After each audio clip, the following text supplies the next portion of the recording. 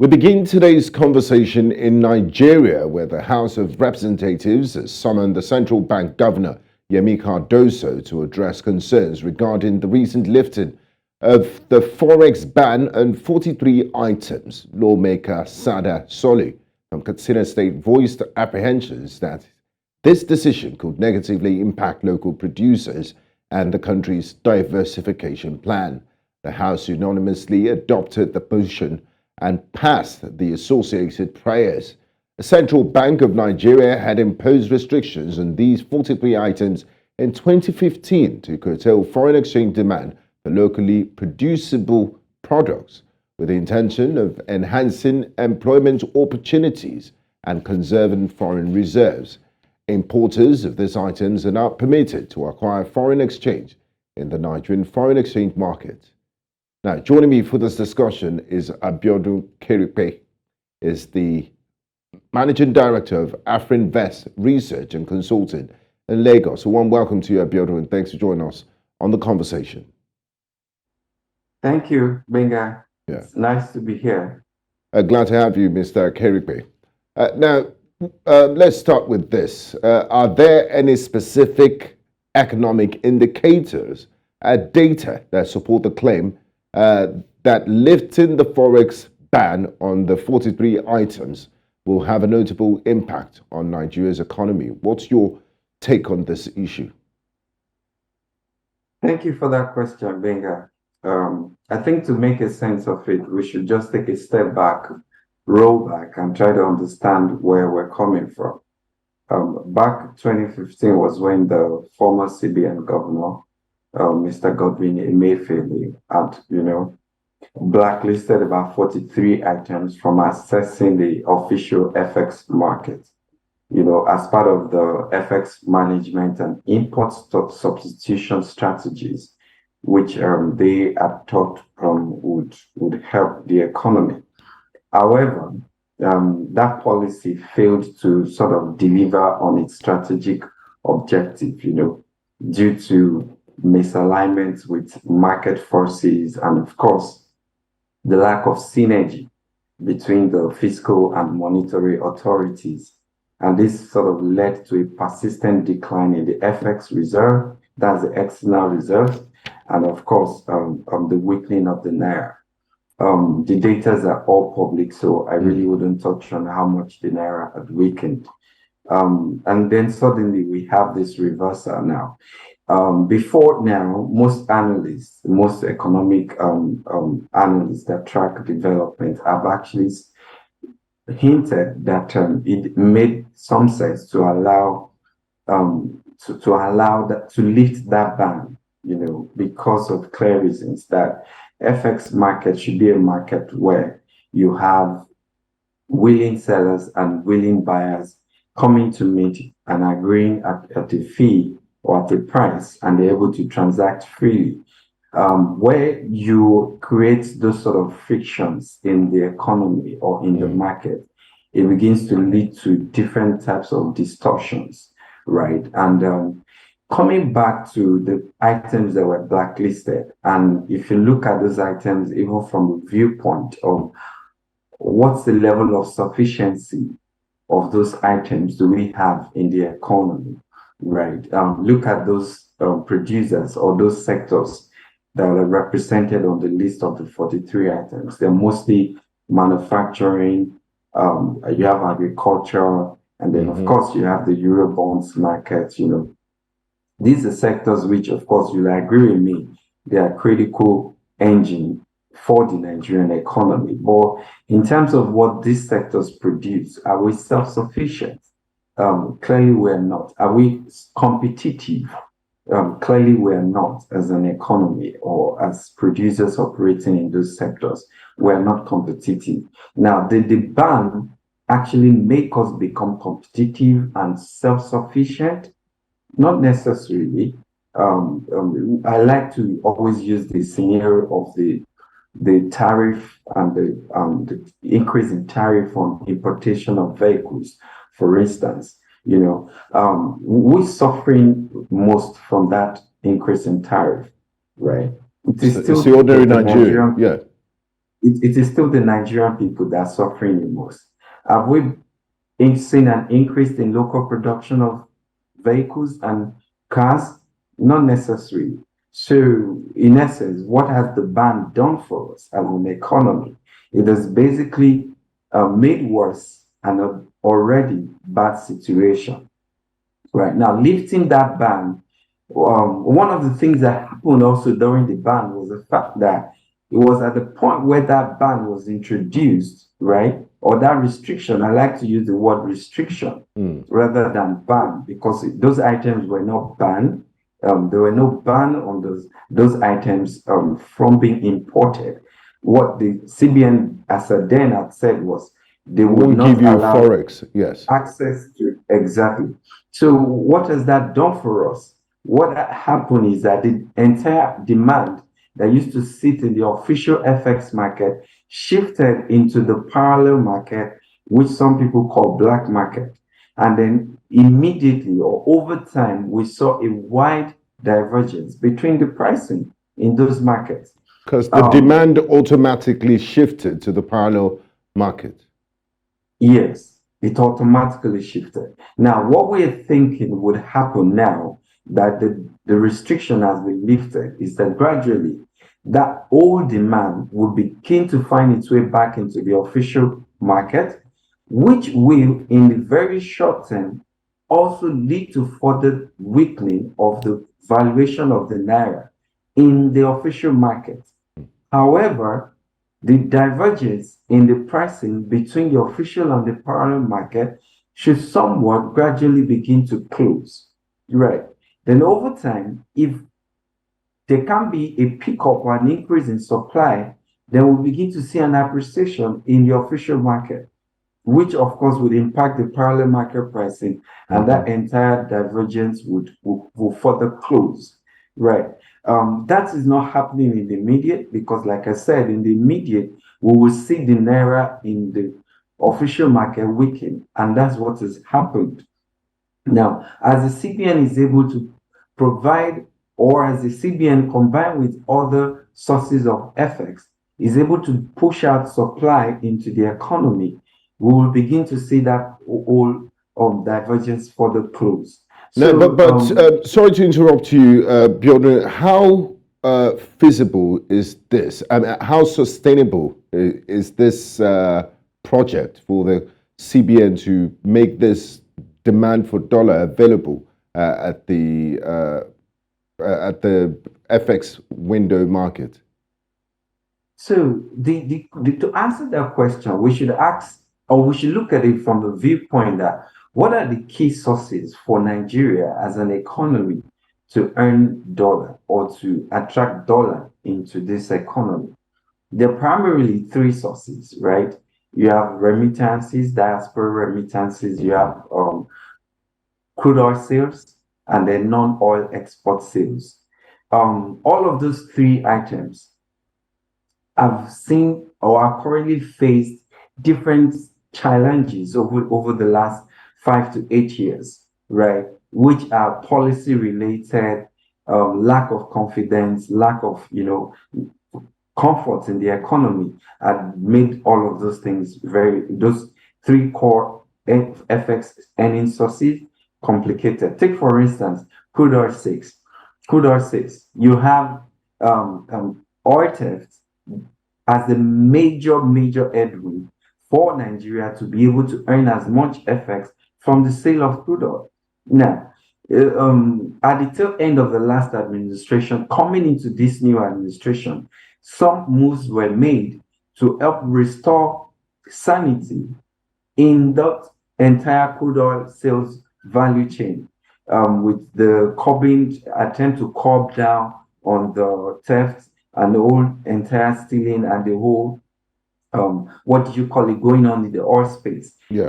That whole attempt is beginning to yield some fruit, and we expect that should strengthen a bit further. And one of our core suggestions to this new administration is to work harder to ensure that the cut down on oil theft, boost non-oil exports, proceed by allowing policies that would attract producers, manufacturers into the non-oil export markets, right? And ultimately, for remittances, we're currently going through the entire Japa syndrome. We need to also ensure that policies are put in place that creates an environment where Nigerians in diaspora find it comfortable to remit or send in monies through official channels without fear or concerns. So those are the key items that need to be focus on. A few of them are low-hanging fruits. Now, Abiodun, let's talk about. You started the conversation by taking us back to 2015 when this restrictions, as you like to put it, were announced on these 43 items. You said the policy failed because it failed to deliver a strategic promises, which is to help boost the local producers and the economy to grow the naira by buying made in Nigeria products. Now, could you detail the potential challenges that local producers might face when trying to compete with foreign due to the removal of these forest restrictions? And are we undoing the few gains that we might have seen as a result of this restrictions on FX from the CBN to those that import these 43 items? So I don't think we are doing the gains, because in the actual sense, have we seen the gain? Has there been some of those items? You have very funny items such as toothpick. Even take, for instance, Eurobonds, for instance. There's so much of inflows that you see from the Eurobonds market. On average weekly basis, roughly 30 to $50 million, $1 million of transactions are happening, right? In that market alone, coming from both foreign investors combined with local players also. All of that dried up just after that policy, was introduced. With the reversal of such policy, you begin to see some level of liquidity coming into the market from just the Eurobond angle. Now, coming to the local producers or local production, like I earlier said, we are still not self-sufficient in terms of producing some of those items that were restricted from accessing the official FX market. Now, what are the things that need to be done to help us achieve self-sufficiency? I think the FG sort of need to look into the ease of doing business in itself, right? All of those elements that feed into the ease of doing business, from things that can be done to reduce cost of production, boost infrastructure. Take, for instance, energy infrastructure, transportation infrastructure.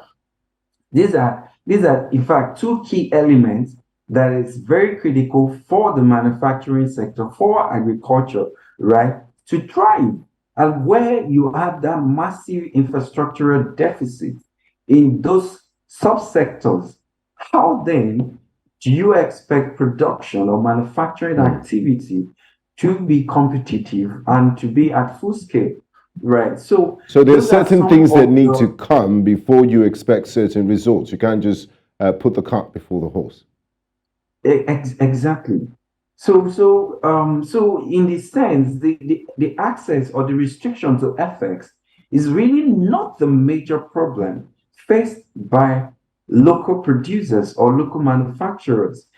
Yes, FX or access to FX, because you have manufacturers or producers producing items that have zero substitute locally, right? So those type of producers still have to access FX for them to remain in production.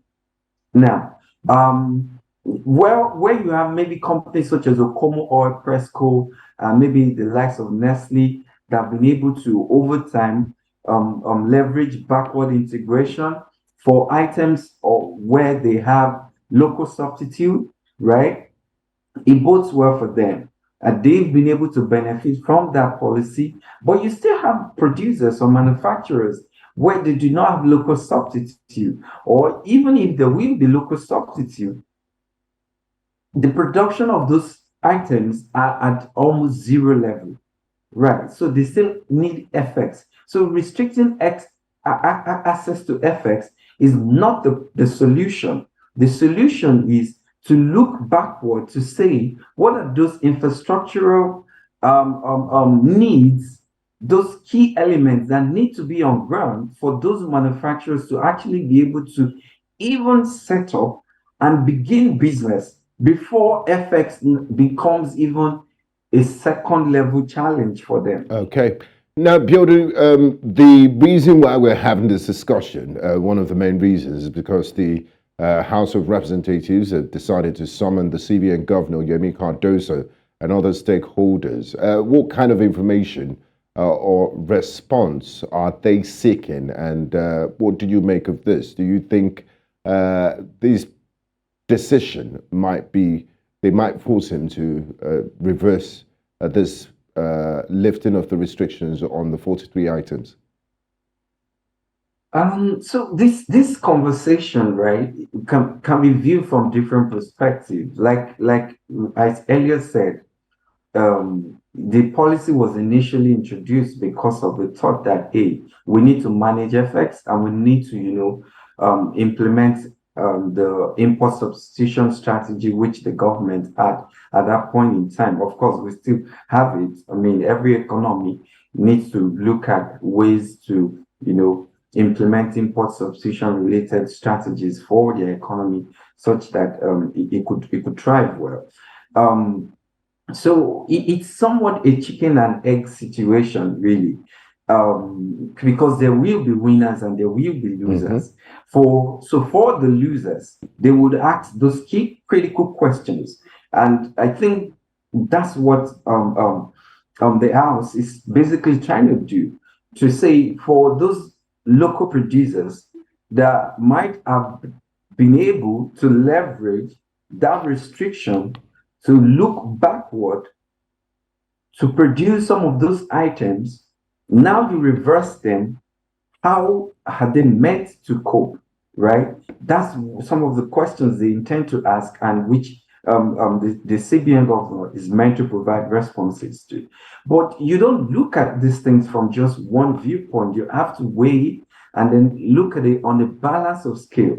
That by the time all of these parameters are put together, are we better off as an economy restricting access to FX for certain items, or are we better off allowing everybody to enjoy access, while business competitiveness will naturally force producers to think of ways to optimize production costs? Now, if you as a producer or manufacturer realize that locally it's way cheaper for you to produce certain items that forms key elements within your value chain, it becomes a no-brainer, except where the infrastructure you need to produce those items locally are missing. That is when you then default back to importation. Yeah. So if we as an economy, as a government, fix those infrastructural things that are very primary, I believe naturally, just in the law of business and economics, producers and manufacturers will gyrate naturally to where cost of production is cheaper.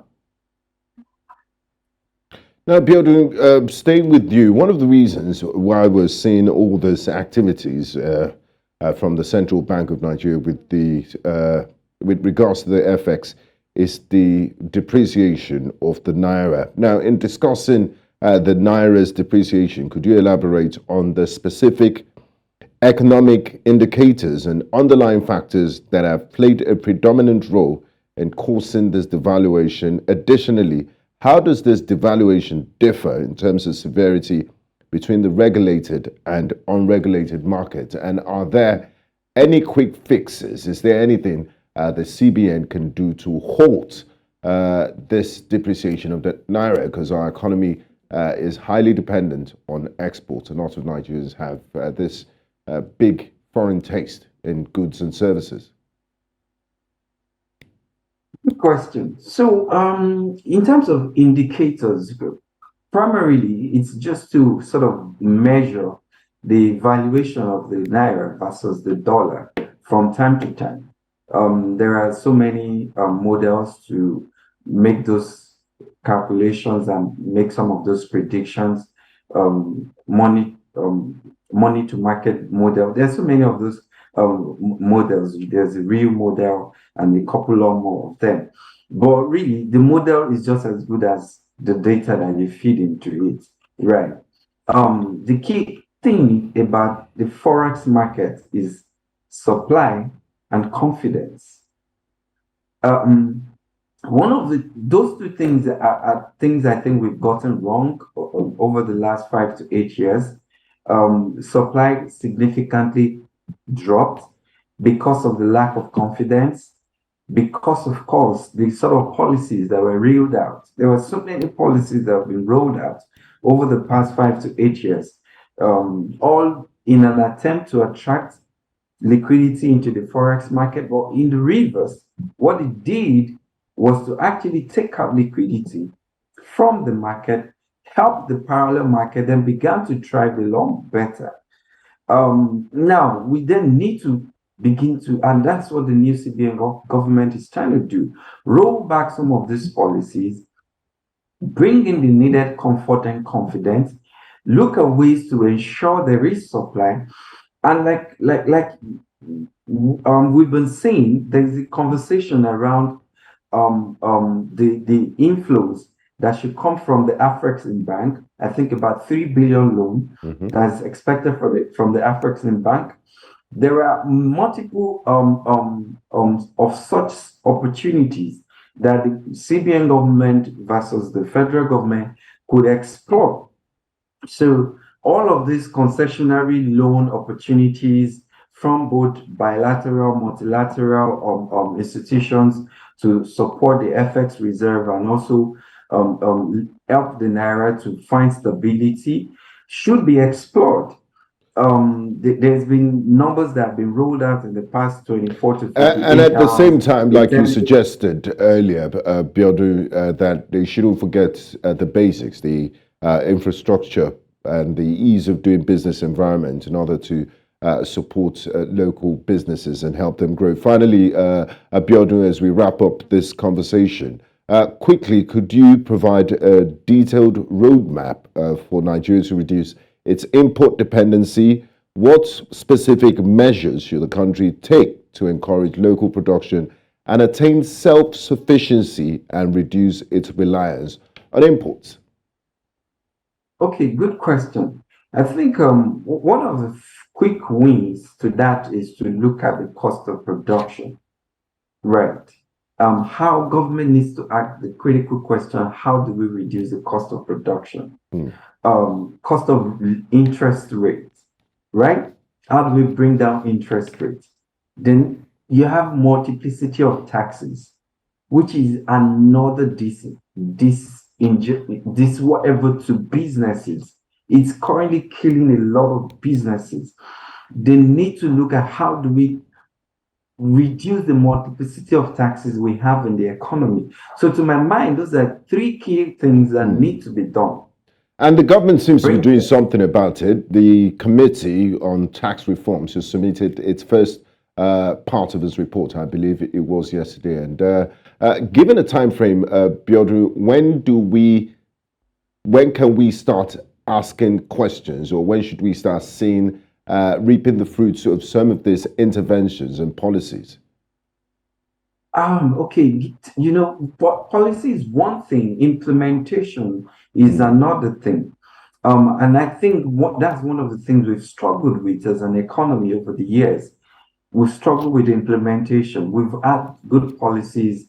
Implementation is always a problem. But I'm hoping that with this new administration, we're able to get it right when it comes to implementation. With the speed of implementation, the quality of implementation can then begin to speak to the gestation period of some of these good initiatives and policies we're seeing. But in the medium, I'll be looking at the medium to medium term here, I'll be expecting somewhat a 24 months time frame, up to, another 36, 48 months time frame, sort of, to allow some of these policies to take the necessary impact, then for us to begin to see these policies yield this type of results we're hoping it will yield.